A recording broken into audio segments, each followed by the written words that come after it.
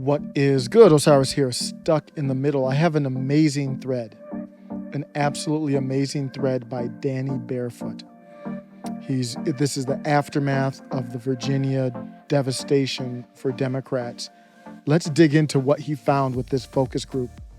He says, today I'm facilitating a focus group of suburban women in Virginia. These women all voted for Ralph Northam in 2017, Biden in 2020, and then flipped to Glenn Youngkin last week. So that's the people we're looking at. The most interesting group voted Dem, not Dem. Why? If you want to get into the demographics, 79% white, 11 black, 6 Latino, 4% Asian. So Danny started out with some temperature checks to see where these voters are more generally before he dug into the meat of it. 64% disapproved of Biden. 86 don't want Trump to run again. Whoa. You see where Donald Trump had to step in. He's a little worried. There's Matt Walsh is very outspoken that he doesn't want Donald Trump to run again. I'm gonna at him real quick. This is it. I'm gonna do the googly eyes at Matt. Wow. 86% don't want Trump to run again. Wow. We start out by asking what the most pressing issue is facing these women. We start out with gas that naturally takes them to inflation. One of the black women says her grocery bills got higher. 70% of them say their bills have gone up significantly. So that's the first thing that they went over was money, inflation. And I think that's natural as a parent to want to care for your family. These are natural instincts, in my opinion. Back to Trump. We ask here, who agrees that Youngkin is similar to Trump? Not one of the women agree. Again, this is just a focus group, but this is eye-opening stuff here. Not one of the women agree. So McAuliffe's attacks totally fell flat here. And then bigger picture, that is something to look at. For the first time ever, I'm wondering if there's a little bit of possibility that Donald Trump isn't the person on the ticket in 24.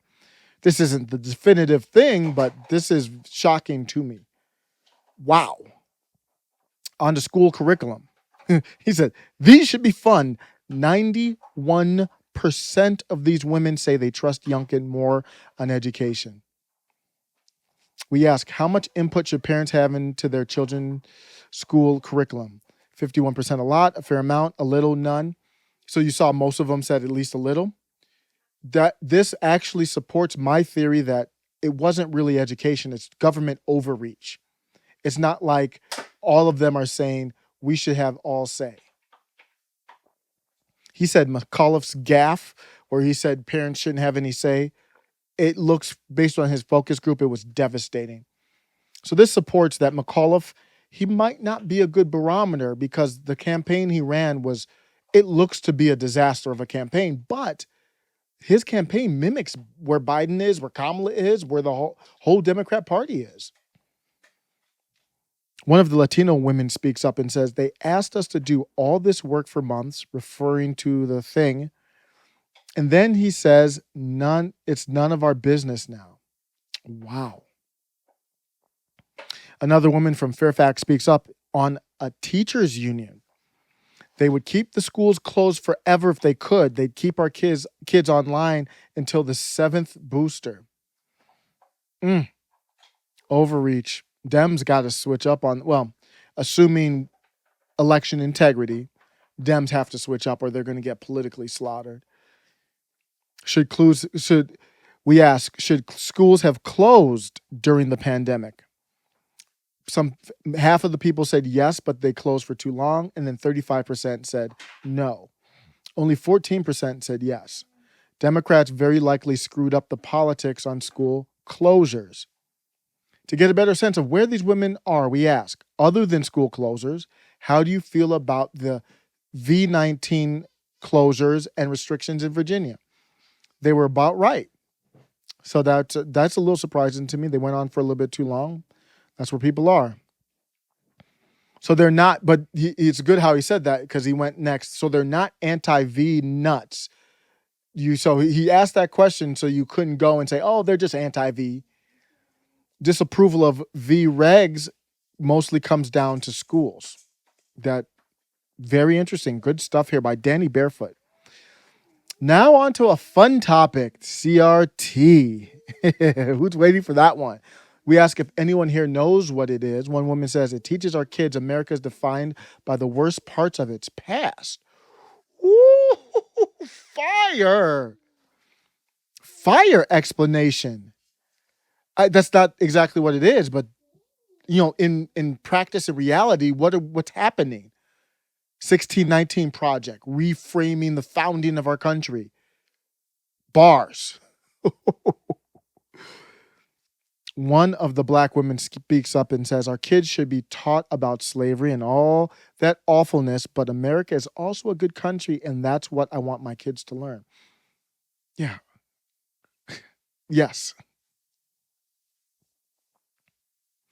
We ask people what their view of CRT is. 11% favorable, 62 unfavorable, 27 don't know. We ask, is CRT being taught in Virginia schools? 27 say yes, 25 say no. About half don't know because they're confused. One woman says CRT may not be included in the school curriculum, but some of the worst ideas from it are slipping into our schools. Well said. They know more than I think they're giving themselves credit for. We ask, what is your opinion of America? 77% a good country. Every person of color said good. That's not a Democrat platform right now. We ask, do you think Democrats share your values? One woman says they fight for the right things and I usually vote for them, but they believe some crazy things.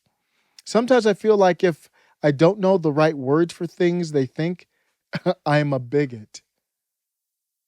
Man, these women are in tune enough. They know the big picture.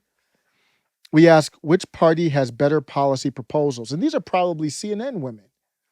And they're still cutting through that. Which party has better proposals? They said Democrats.